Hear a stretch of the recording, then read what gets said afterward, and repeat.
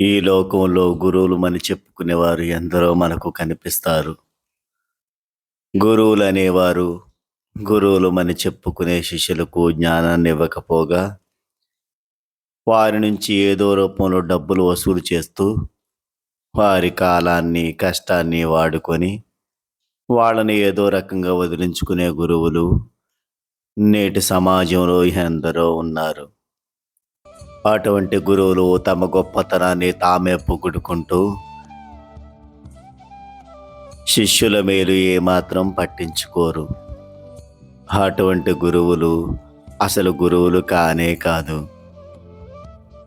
అయితే ఎవరు మంచివాళ్ళో కాదో తెలుసుకునే విచక్షణ మనకు లేదు. కాబట్టి సద్గురు సాయిబాబాను మనస్ఫూర్తిగా నమ్మితే మనకిక ఎవరితోనూ అవసరం ఉండదు.